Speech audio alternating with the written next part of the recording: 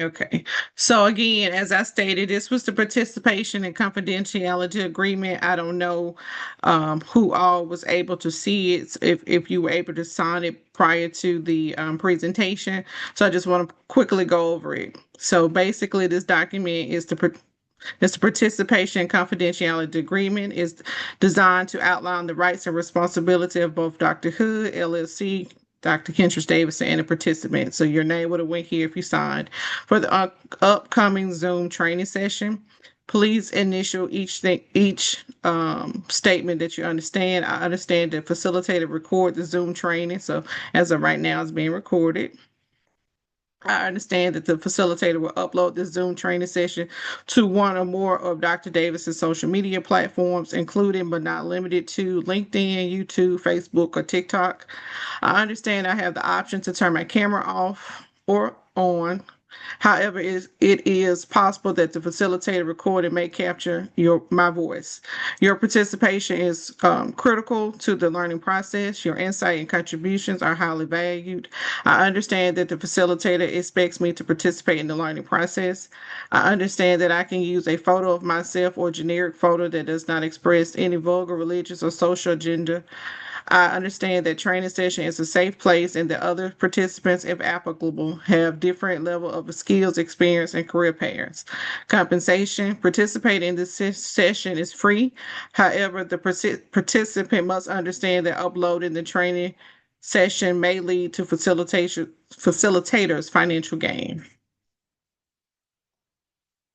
And then just the confidentiality section, I'm just leave this here, but it's basically just saying that you agree not to record this because I'm recording or duplicate it for your own financial purposes or own training purposes. So everybody can see. And I think that, yeah, that is the end. So just like I said, I'm just going over this because not everybody signed before the session. Okay, so let's get into it. And I got to be able to see myself so I can make sure I don't look. Okay, let's see. There we go. Okay, so welcome to Dr. Hood, and that stands for Helping Others Overcome Determinants, LLC, Informed Consent Process Training. Okay, so our agenda, we're going to do an introduction of the host. We're going to do an introduction of the group.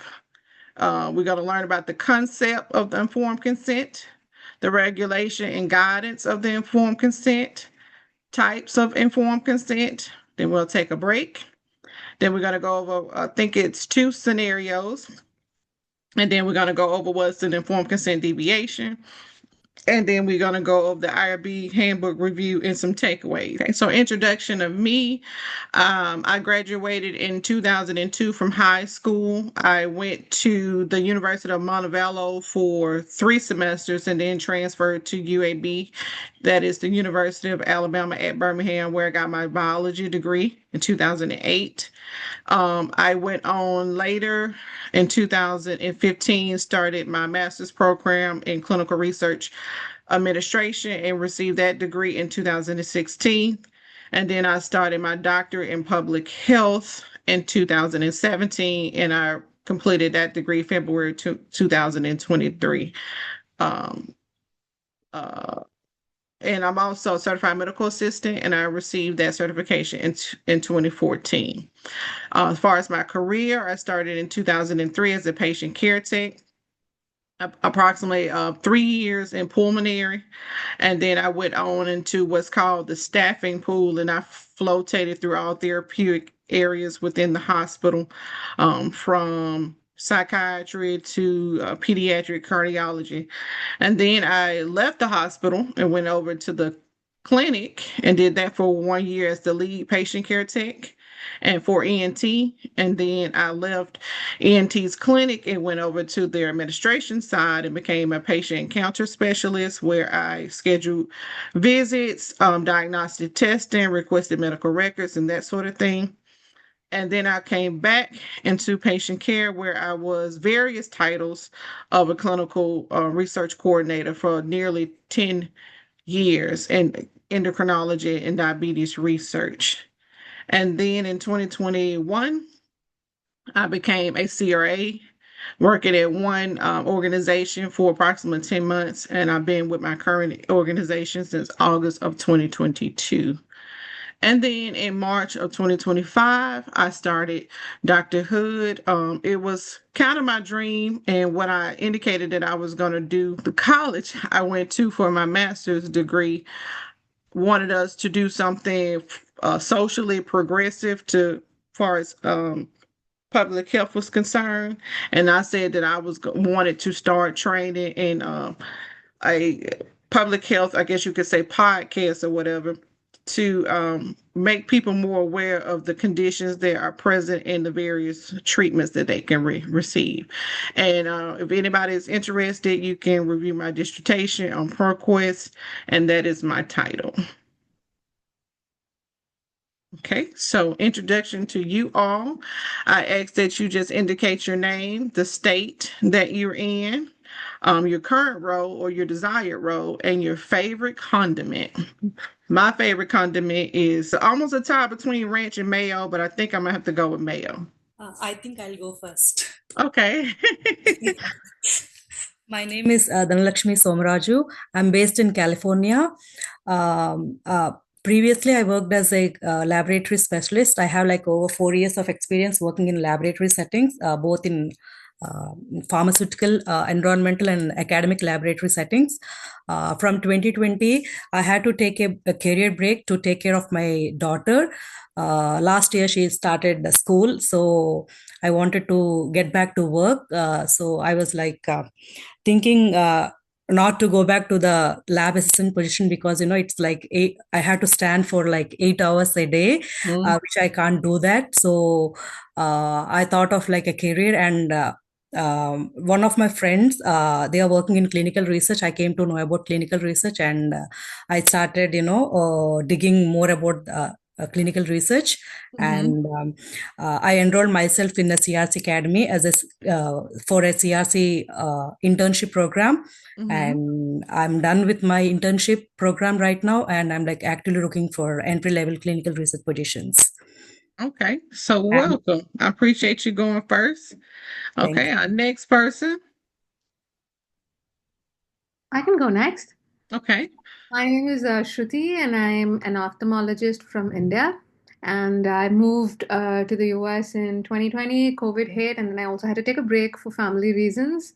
And then I did a short course in pharmacovigilance, and now I'm actually looking for roles, entry-level clinical research roles. And Okay. I just have an offer on table. I hope it works out. So I just want to. Let's root for it. Let's hope it works out. Yeah, thank you so much. So I'm hoping this course will help me, step into the role prepared. Okay, and this is just one of many. So my goal is to do at least one a week, and I have two coming this Friday. And I can adjust the time if it works better for people who actually want to participate. I'm off that day, so I think I got a schedule right now for 11 a.m. Central Standard Time, and then the brief second course is at 1:30. But again, if you all are interested and you can, another time will work, we definitely can modify that. Okay, the next person. Thank you for introducing. Oh, what was your condiment? Your favorite condiment? My favorite condiment would be chili oil. Okay. What did you put that on? I just put chili oil on anything and everything. Okay. Okay. Next person. Thank you.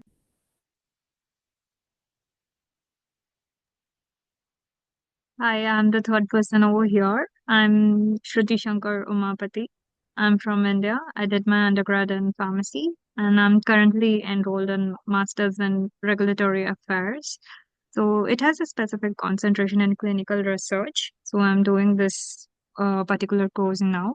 And I'm very much interested in internship roles in clinical research, regulatory oriented, or just clinical research assistant, or something like that.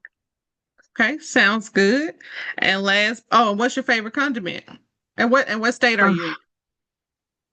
I'm from India. Okay. Oh, so you still there. Yeah, okay. Yeah. No, I'm currently here in US. Okay. I'm doing here in Boston. Okay. And our other person, they decided to do the chat. Okay, so like, okay, I get ranch because, like I said, that was my close one. Okay, so welcome as well. Okay, so we're gonna go to the next slide. And y'all bear with me. My mouse is real sensitive, so if I just tap it just a little bit, sometimes it proceeds and I have to go back. So this slide is just some common acronyms.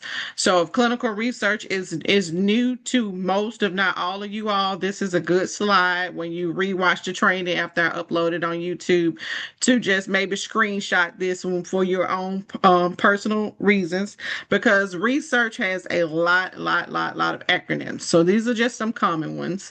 We'll go over a few. CRC, Clinical Research Coordinator. Based on what I've heard, I think that's what everybody's position, everybody's trying to get, or close to it, was her regulatory. I'm currently a clinical research associate, and so what my role is to go into clinical research sites and make sure that they're following the protocol. So I look at their charts and their regulatory binder to make sure everything is following the protocol. That's pretty so quality, data quality and patient safety. That's the two priority of the CRA. We either work for what's called a CRO, clinical research organization, or directly for pharmaceutical companies. So some pharmaceutical companies have their own set of CRAs, and some of them contract those out to companies called CROs to monitor their studies. And then far as the informed consent, you're going to hear ICF a lot doing clinical research, and it's either stored in the ISF or the patient specific chart investigational site file. This can be a physical binder or this can be electronic. A lot of sites have gone to the electronic process. They do have a few documents that are still in that physical form because it's like the sign-in sheet that we have to do every time we come, or the subject identification log that they have to continuously write patient information on, because that does not go into the ISF. So it is some documents that have to remain paper copy, but for the most part, most of their files are in the investigator site file, which is electronic. We got IP, investigational product, and then we're going to go over here, adverse events and serious adverse events, letter of interest. And these are the types of visits that the monitor will have. And we perform what's called source data verification and source data review. So source data verification is just us basically looking at the subject's chart and making sure what's on the chart matches what's in the EDC system. And EDC system is called electronic data capture. So that's what source data verification is. Source data review is when we actually look at those data points and make sure that the site has followed the protocol. So say, for instance, they want you to get the blood pressure, but they say the patient has to be sitting down 5 minutes before you get the blood pressure. We have to make sure we see a time that you recorded patient sitting, and then a time that you recorded when you actually got the blood pressure. And that's how we assess source data review compared to source data verification. Any questions about any of these acronyms that we went over before we go to the next slide? Okay. Okay, so the concept of the informed consent. So the key aspect of the informed consent process is thoroughly explaining the purpose of the procedure, its potential benefits, and the associated risk. This ensures that the patient fully understands what they are consenting to. And this definition is just not generic to clinical research, but it also could be like a consent for a medical procedure. But the concept is the same. We have to say what we're doing. So in the case of a clinical trial, we have to say the purpose of the trial, the potential risk of the investigational product or the tasks in which the patient has to do, and the potential benefits. Okay. Knowledge check. Now, I'm not sure how many of you will know the answer to this question because you have not entered into clinical research yet, but we're going to ask it anyway. And it's what devastating clinical research incident that occurred from 1932 to 1972 prompted the FDA, Food Drug Administration, regulations and guidelines related to the informed consent. So does anybody know what that possibly could be? And I can give you a hint. It actually happened in my state of Alabama.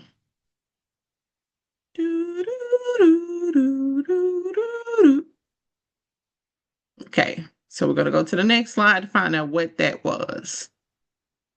And that was the Tuskegee experiment. So, because of what happened in 1932 to 1972 in the city of Tuskegee, Alabama, individuals with syphilis was denied access to penicillin. It was found out that penicillin can kill syphilis, but for whatever reason, those who were studying this wanted to see the progression of the disease. So they let the disease progress. I believe it was in about 600 men in Tuskegee, denying them the medication and not letting them know that they were being denied the treatment that was available. So these individuals, and it's a movie out about this situation. They were told that they had bad blood, and they were basically treated like guinea pigs and allowed to suffer with this condition. And not only did they suffer because this is a sexually transmitted disease, they passed it on to their spouses, and sometimes the spouse gave birth to children, and their children was affected if the female had an active outbreak. So 40 years, guys. Anybody want to comment on that before we go to the next slide? Or any questions? Okay. So when you take the ICH GCP guidelines training, you're going to learn a little bit more about it or what associated the FDA to strengthen their guidelines. And that's the three principles of the Belmont report. And so the three principles are respective persons, benevolence. So they wanted to make sure that the regulations surrounding the informed consent was clear and stricter, that you have to provide the individuals with the purpose of what's going on and the potential risk. And that's what they were denied. They were not told the purpose of the trial, and they was denied access to available health care. So that happened. The Belmont report was established in 1978, and in 1981, this is when the FDA revised those regulations to strengthen the regulations surrounding the informed consent. Any questions? Okay. Next slide. Okay. So these slides, I need you all to talk. What word comes to mind when thinking about providing the informed consent process? You all can just give me one word. What word or words come to mind when you think about the informed consent process? Volunteer participation. Okay, that's good. Another person? A transparent acceptance and a proof documentation. Okay, These approved are the things documents. that comes to me. Okay. And I like the fact that you pointed out documentation because what you, just like we learned in healthcare, you're going to learn in the clinical research side as well. If it's not documented, it's not done. Okay. So these are the words that I thought about: permission, understanding, We don't want a person to sign the informed consent form if it's clear that they do not understand the words that's in the consent form or any aspect of the consent form. We want to make sure that they understand everything before they sign. Compliance, binding, allow, providing authority, mutual agreement. So the participant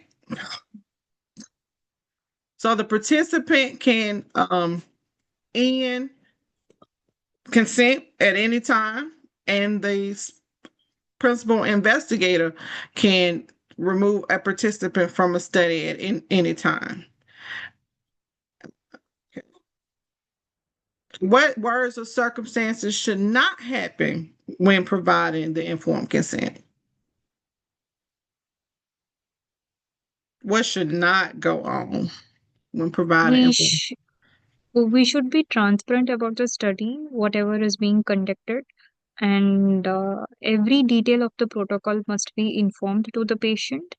Um, and there must be no agreement in such a way that the patient cannot uh, uh, take away his from the participation.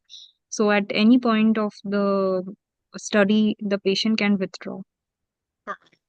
Anybody else want to talk about what shouldn't And go we should on? not tell them you'll get paid for participation. It's either reimbursement or compensation. Correct. So we don't want to present the clinical trial as a bribe. We Yeah. want to make sure they understand and that the documentation within the consent form. And this is that's one of the major reasons why the IRB has to review the informed consent, because they need to make sure that the word surrounding compensation does not appear to be like a bribe, for back of better word. And also they want to make sure it's not overboard. So if you're dealing with the impoverished population, that reimbursement shouldn't be $5,000 just to do a study visit, because they know then you're not really trying to run the clinical research. You're just trying to, get people to participate based on the fact that they're going to get a lot of money. But are you going to really get people who are going to follow the protocol and are being acceptable to the inclusion and exclusion criteria? So this is why they need to review the informed consent.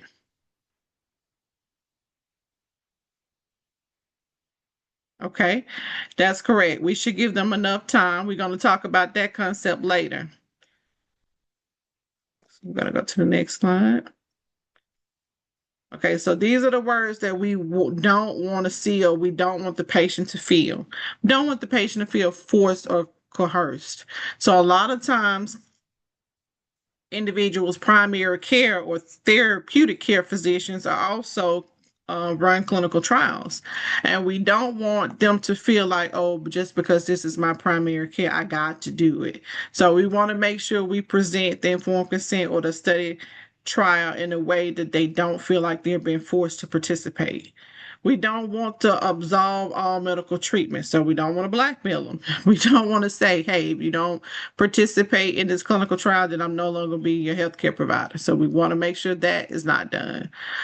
We don't want them to feel like they can't walk away.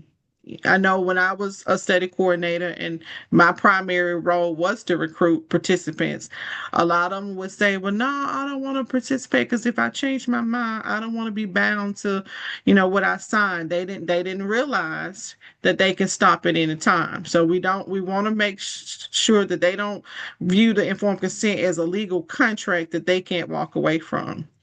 We don't want it to, as I already said, end their standard of care treatment.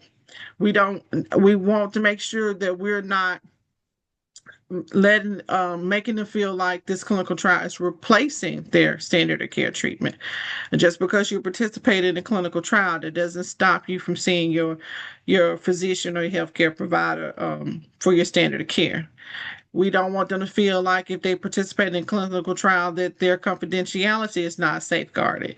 That's also a concept that we'll learn a little later that has to be within the informed consent.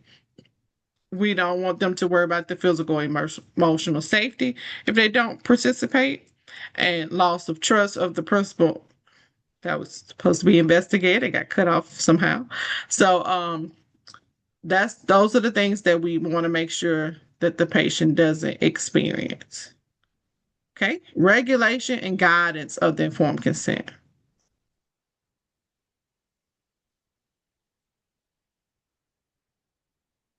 Okay, this is another participation. Which entity provides regulation for the informed consent, and which entity do you think provide guidance or documentation provide guidance for the informed consent?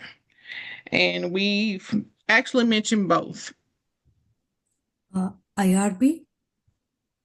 Close, but not the IRB. Actually, the second part is more like a document instead of an entity, but some people might view it as an entity. But what governs clinical research? Who governs that? Who's over that? Who provides approval for products? FDA? FDA. So the FDA provides regulation. What they say is law. The ICHGCP provides guidance. Okay, so the Food and Drug Administration provides regulation. The International Council for Harmonization of Technical Requirements for some Pharmaceuticals for Humans, or abbreviated short, ICH, provides guidance. So I wanted to point that out because although a lot of clinical trials have this concept of GCP, and you even write issues related to not good documentation of GCP. These are guidance, these are expectations, but they're not regulated by law. Only the FDA is regulation. Those are legal things. These are guidance. Okay. And I basically just told you, but what is the difference between the FDA regulation and ICH GCP guidance? Let's see who was paying attention. FDA regulates informed consent process, and ICH GCP provide guidance for informed consent process. Right. So basically, all the rules or laws related to the ICF must be done. And then these guidances are just to harmonize it, to put everybody on the same page. It's the US, Europe, and Japan, if I'm not mistaken, are the top three countries that kind of came together to harmonize these guidance so that everybody is basically on the same page. We don't want, because we know, or you will know, in clinical research, a lot of the studies are global. They're just not connected to one country. And so we don't want this country doing one set of rules and another country doing another set of rules, because the FDA regulations don't always translate to other countries, even though the study may have started in the United States. So they have to make sure. So how do we resolve that? We come up with these other guidance that everybody pretty much follow. So we make sure everybody's doing the same thing or on the same page. And so to point it out, regulation is law. ICHGCP is guideline. Okay. So I didn't point out all of them. There are a lot of regulations from the FDA related to the ICF. And so when you look it up, 21 CRF Part 50 is related to the ICF. But we're going to go over these 6. So Part 50 mandates that the investigator obtain legally effective informed consent from research subjects or their legal authorized representative before involving them in a clinical investigation with limited exceptions. So this means when we go to screen a patient, and somebody mentioned earlier giving them enough time to consent, we have to make sure that consent time is done before we do any other part of the clinical research. So before we ask about their in-depth medical history and we writing this stuff down, their current meds, we take their vital signs, we have to get that informed consent first. The regulations outline general requirements for the informed consent. So we're going to talk about what those informed consents must have. Exceptions to the informed consent. So any exceptions, any time that an informed consent can be done, procedures can be done before the informed consent is obtained. We know that that's only in emergency situations, and that has to be specifically documented in a way that the consent form could be waived or altered. And usually the situations are, again, is emergency or minimal, very, very, very minimal risk.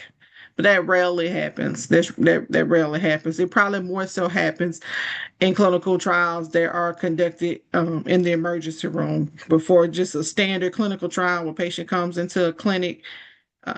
This typically will never have that situation. The elements of the informed consent is going to outline the basic elements, the specific requirements for documenting. So the informed consent documentation is very, very important. We don't want to just give the person the informed consent. They sign, you sign. If a witness required is signed, and that's it. No, we also have to have an additional source or an additional documentation of the informed consent process. And that should include the protocol that the ICF they sign is associated with, the version and date, approval date of that ICF. We need to document who completed the informed consent process. It needs to be documented the time that the patient signed. That's very important because that's the only way a CRA can verify if the other assessments were done after it was signed. So we need to make sure that the time is captured. We need to also make sure that we document that the patient was given enough time. That needs to be documented. We need to also document that the patient was allowed to ask questions and those questions was answered and the patient demonstrated understanding. And last but not least, we need to minimally document that we provided the subject with a signed copy of the informed consent. So if you gave the subject an informed consent and they left it at home and you gave them a new one and they signed a new one, you can't say, oh, we don't have to give you a copy because you got the one at home. No, they have to have a copy of the signed informed consent. Okay. And additional safeguards are for children.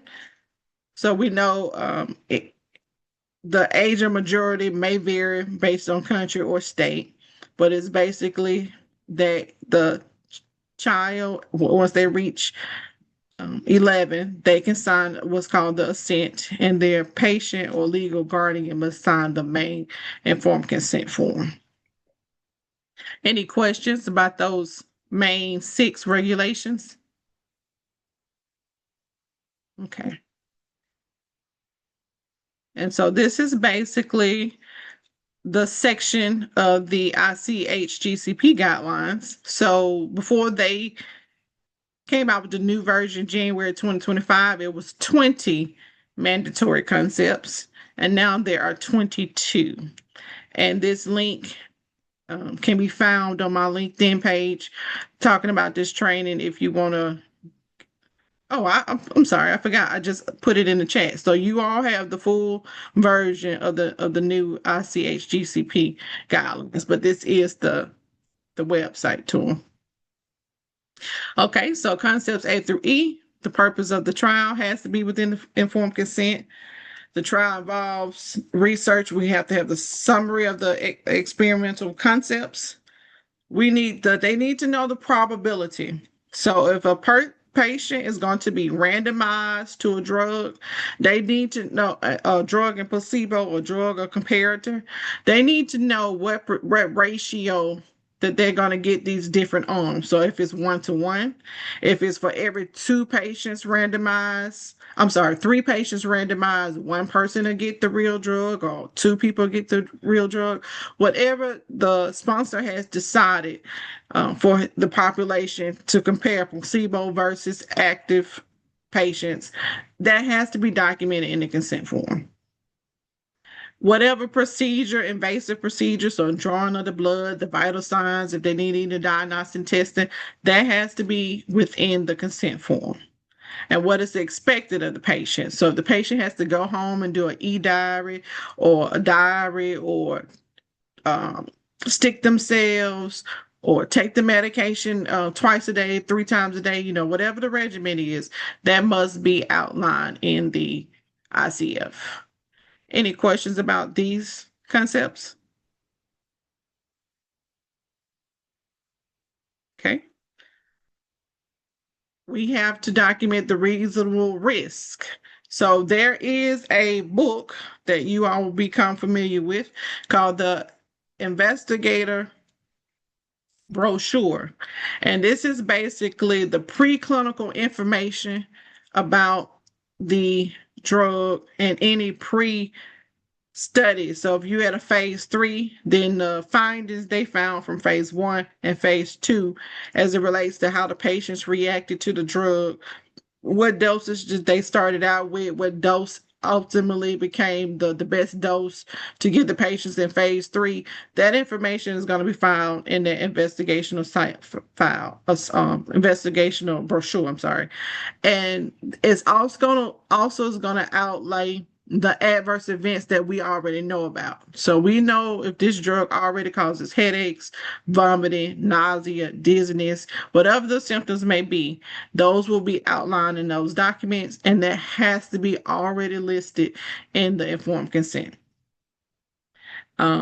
Compensation, we mentioned compensation and treatments. So again, the IRB is gonna this is one of the main things that they review. They review to make sure all these concepts are in the ISF. But this is one of the main things they look for, because they might suggest that the compensation be lowered based on if they think it's too high and it's just pulling the patients in for the wrong reasons, or you're going to take advantage of a vulnerable population if you have that compensation being as high as it is.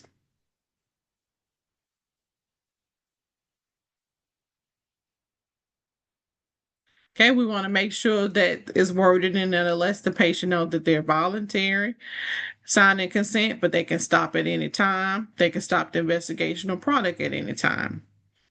We're going to make sure that by agreeing to participate in the trial, the participant or their legally acceptable representative allows direct access to source records based on the understanding that confidentiality of the participants' medical records will be safeguarded. So we know we have this clause, the HIPAA, HIPAA, to make sure that we safeguard personal health information, PHI. So that information has to be included in the ISF. How the data is going to be handled needs to be in the ISF.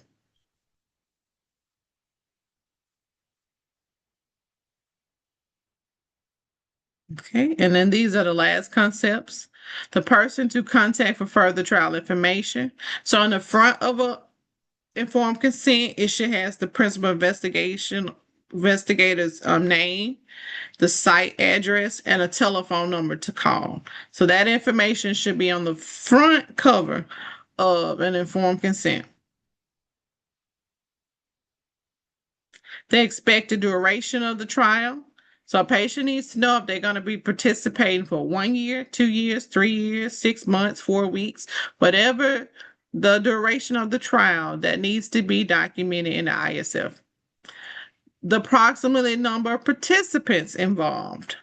So why do you all think that might be important, to know how many participants may be involved?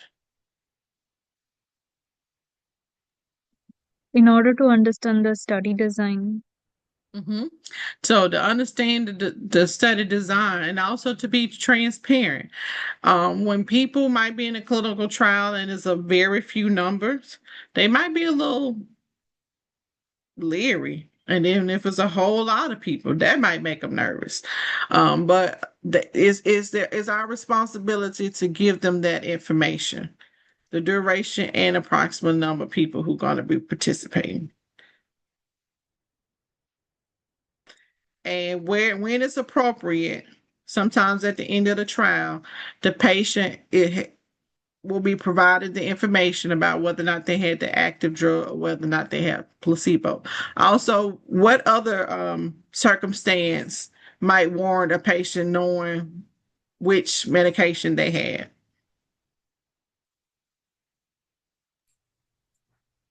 When they have like an AE or SAE. Correct. So sometimes we have to break the blind. Well, it wouldn't be us. It always has to be the principal investigator. And that principal investigator, they expect you to contact your CRA so the CRA can get them in line with the medical monitor before they do it. But it is the PI's judgment in serious situations. But exactly. So the patient needs to know if they have a real bad adverse event, or what we call a serious adverse event, that will cause them to potentially prematurely, what we say, unblinded to their treatment. So good job there. Okay, so types of informed consent. So we have the main or might also be called an adult informed consent if we also have children participating. We have the assent, we have genetic markers, and we have sub-studies. So the main consent can be signed either by the participant or the legal authorized representative. And that legal authorized representative can represent an adult or a child. But a parent can only represent the child. Now, that's probably self explanatory, but I wanted to make sure that I point that out. An assent, again, is just a brief overview of the trial. So it's not as many pages as the main consent, but it's enough information for the child to read to say, okay, hey, I'm okay with participating in this trial. And it depends on the trial whether or not an assent is required. Genetic markers. So sometimes either the main consent may have a sub study information within that consent, and sometimes it might be a separate ISF. So as a study coordinator, you need to know before you draw a set of blood that is related to genetic markers, is this a part of the main protocol or is this a part of like a sub study? Will it be included under the main ISF? Or do I need to obtain a separate informed consent to collect this set of drugs? As a CRA, this is one of the main things that we look for when it's more than one consent form.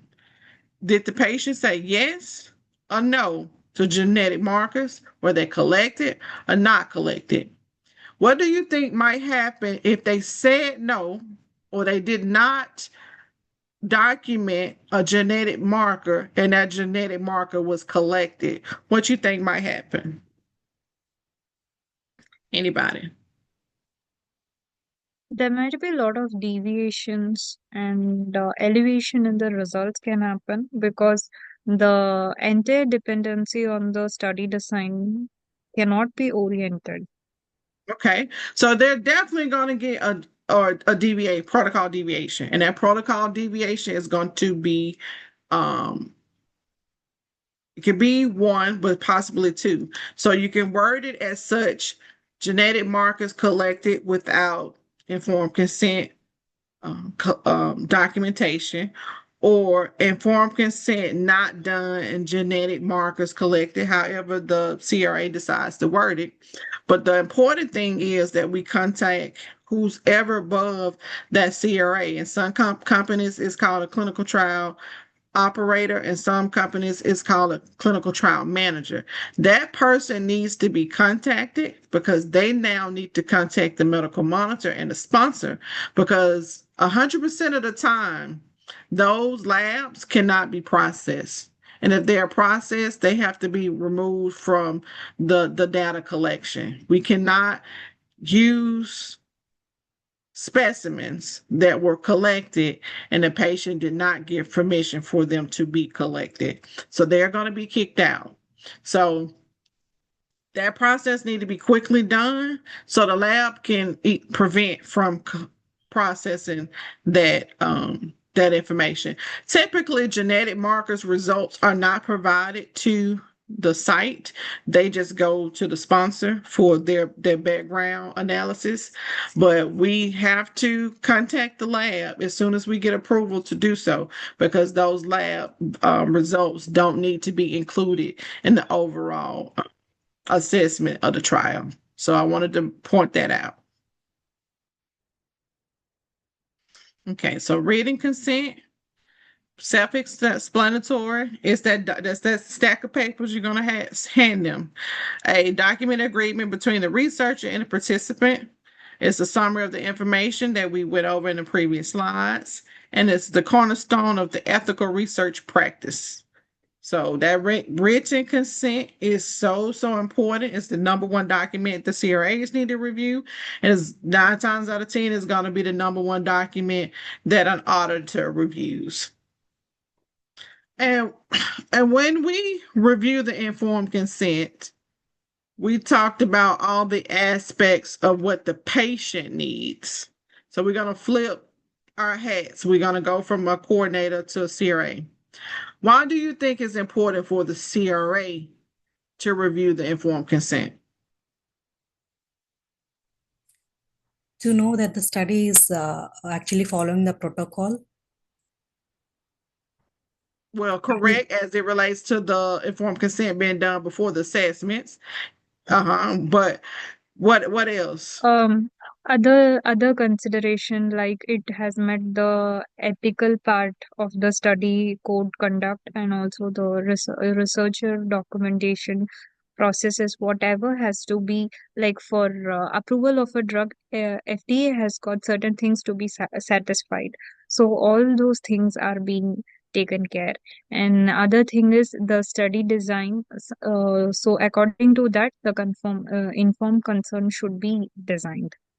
Okay, and now that concept is true, but that process is going to be reviewed by the RB. So that should already be in place by the time that informed consent gets to the site. But so you all can know what the CRA is looking for is the person conducting the informed consent form is delegated to do so. That is what we're looking for.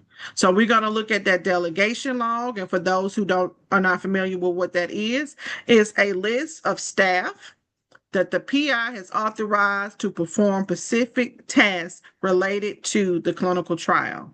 So if Jane is on that delegation log and the task assigned to conduct the informed consent process has not been assigned to her, and she has consented every patient that has come in, every patient that she has consented is now a protocol deviation, and that must be reported to the IRB, because she, per the protocol, is going to say the informed consent has to be done by the PI or designee. Authorized designee. Typically, the word authorized is in front of designee. And they use the word authorized to let you know that person must be on the delegation log. So when you first come to a site as a CRA and you're looking at the informed consent, you're not just looking at making sure the process was done correctly.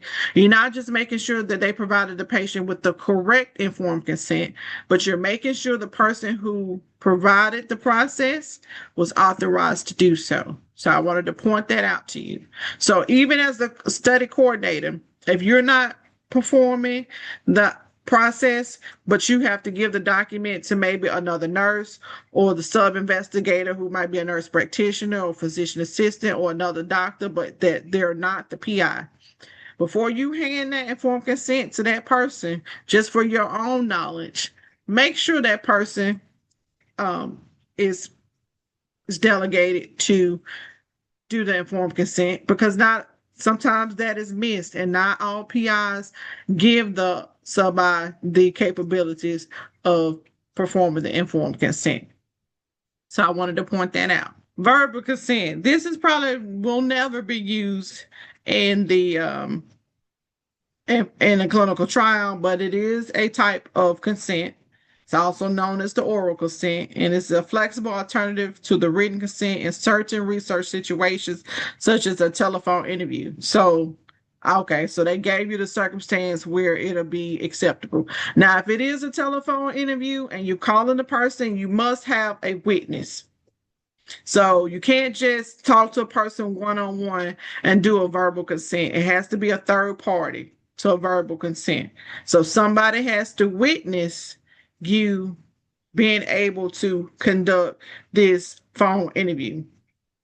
And the IRB is going to specify if that witness can be from the clinic, like it can be another coordinator or the PI or another person from the clinic, or it has to be somebody represented by the participant. So they are specified it in the documentation of your approval. Okay, and what a lot of clinical trials is trying to shift to, they actually even perform clinical trials just by the whether or not the consent is electronic or written. So also known as the e-consent is a method of obtaining the informed consent using electronic system instead of paper. So that's another option. And a lot of people who use paper source these CTMS systems, they'll still get the consent form on paper, but then they'll scan them in to their electronic documentation. Even though all the other stuff like vital signs and all the other stuff, when they collected the labs, all the other assessments, they're real time typed into their computer system, but they still have that paper consent form and they scan it in. Okay. So what I was talked about earlier about that documentation of your source. Y'all, if I can just get past this mouse. Okay, documentation of your source. So the header should include the protocol, the site, and the subject ID. We want the, again, not documented, not done, so we can't relate the documentation to the subject ID. We don't know who informed consent we're taking, so we want to make sure it has that information. We want the version of the ICF. So as the study progressed, a lot of times new safety information is known, and therefore the protocol might have to have an amendment, and or the ICF might have to be updated. So we have to make sure when the patients come in, they sign the most recent approved ICF. And so if they come in for visit 5 or visit 6 or visit 7 and a new ICF has been approved, then they need to sign that ICF before any assessments related to that visit is done. And documentation of that process, just as we did in the screening visit, needs to be documented. The time of the subject's signature. We need to make sure they were given enough time to read over the consent, time to answer questions.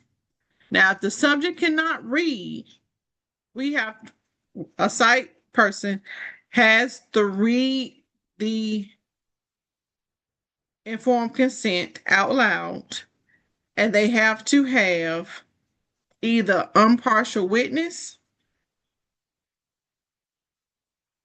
Well, yeah, that we have to have an impartial witness. So not every ICF process requires a witness, but if the person cannot read, it requires that. Any questions about documentations of the ICF process? Okay. Well, this was break time. if you all want to take a 5-minute break. Okay, so the informed consent scenarios. Okay, so this is scenario 1.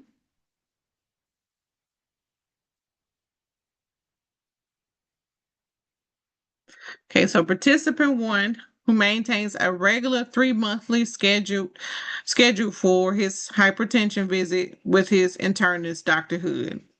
She's an active He's an active participant in his healthcare. Despite Dr. Hood's efforts to control the patient's blood pressure with various regimens over the past 9 months, the desired results have not been achieved. Therefore, she decides to introduce a trial she is conducting of a comparable drug that aims to control hypertension better. This trial, which has been in the works at the site for the past 3 months and has recently gained approval for enrollment, is considered as the next step in the patient's journey.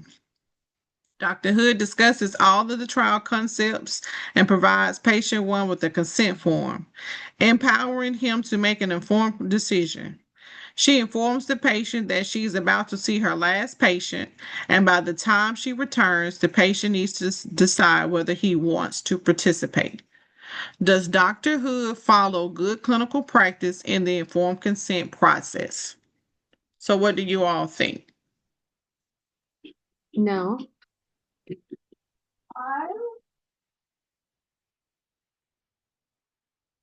Anyone else? I got one no. A no for me too. Okay. So we didn't hear anybody say yes, but if we did, so if you answer yes, here's probably why. Dr. Hood has acknowledged that the current regimen and the regimens used in the past have yet to work. Dr. Hood is familiar with the patient's medical history, so she can determine whether or not he'll be a good candidate as far as like the pre-screening process. Dr. Hood is familiar with the current clinical trial and feels there may be some potential benefit for the patient. And Dr. Hood did thoroughly explain the trial during the visit and gave the patient the consent form. But here's where she messed up. So for the ones who answered no, you are correct. Although Dr. Hood followed many of the steps in the previous slide, she needed to have given the patient proper time to consider the trial. Telling the patient that he had until she completed her last patient placed undue stress on the patient, and one might perceive as coercion. So she should have not said that last part. She definitely should not have said that last part. She was doing good until she did that. Okay, scenario 2, participant 2. The parent has signed the main informed consent form, and the minor child has signed the assent during the screening visit. 4 months later, the sponsor submitted a protocol amendment due to safety issues from an unexpected serious adverse event reports. During the next visit, all the participants were due to reconsent under the newly approved ICF, a thorough process to ensure the PI met all ethical standards. However, patient two's mother was unable to attend the appointment, so she had her mother accompany him. The PI explained the safety updates to the grandmother and child. The grandmother signed the consent, and the coordinator proceeded with the visit assessments.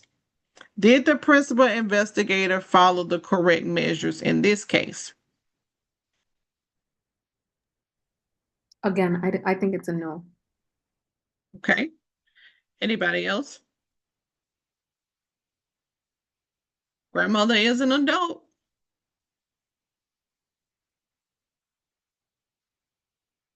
And the mother did give her permission to be there. Anybody else?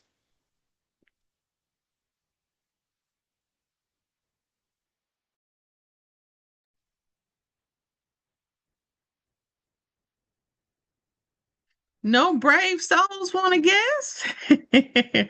So we're going to go and see. Okay, so for those who answered yes, please indicate why. Okay, so what I said, Dr. Hood has acknowledged the new safety issues with the drug. Dr. Hood addresses the minor participant and the adult. Just don't know. And Dr. Hood updates both parties before assessments are complete. Okay, for those that think no, please indicate. Now you said no. Why do you think no?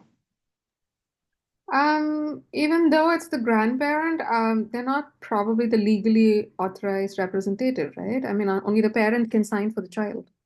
And that is absolutely correct. So if you said no, here's what you realize. According to the FDA regulation, the parent or legally authorized representative must sign the informed consent. Although the grandmother is an adult and her has permission to accompany the minor, and I tried to trick y'all up with that, she is not the parent or the legally authorized representative.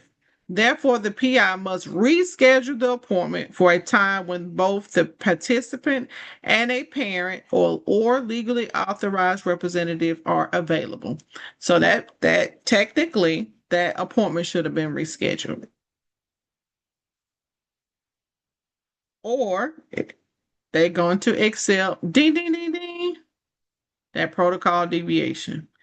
Assessments were performed during the visit. Reconsented proper documentation, vital signs, blood collection, administration of the new pill bottle, and 14 days have passed since the CRA arrived and noted that the unauthorized individual has signed the consent.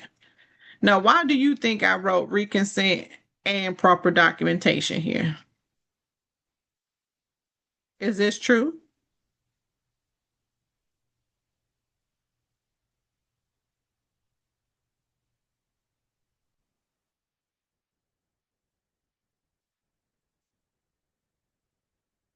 Come on, anybody.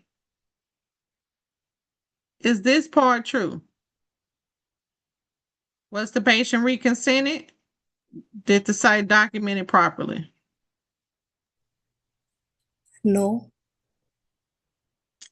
Technically, yes. But what was improper is the person who signed the reconsent. So the patient was reconsented because the grandmother signed the reconsent. And they documented their informed consent process. So that documentation of her signing is proper documentation. But what's wrong is she wasn't supposed to be the person to do it. So that's what makes it a deviation. So informed consent deviation. So this is the point where I'm going to give you all the time to pull up those two IRB um, documents. I think one is Sterling and the other one is the WCG handbook. So they can be found in the chat, or if you receive the Zoom link, there should have been attached to that. But take this time to pull up those two documents. And then we're going to go into writing the deviation. So I'm going to bag out presentation mode. And so I can type into the slide.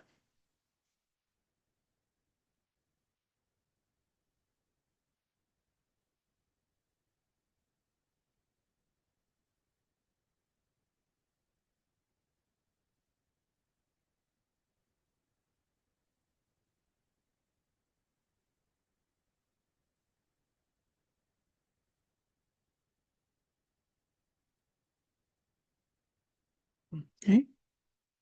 So now we have transformed from being coordinators and now we are the CRA. So now you are a CRA.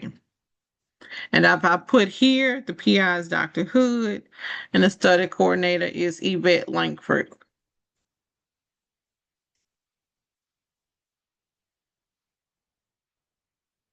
Hold on one second.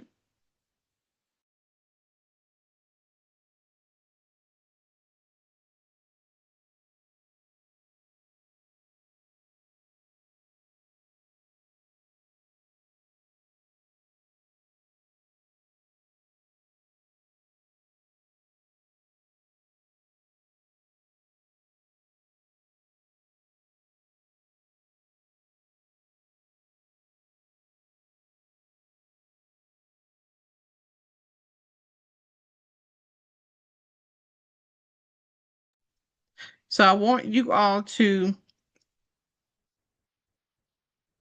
hold on, let's see how we can get this back.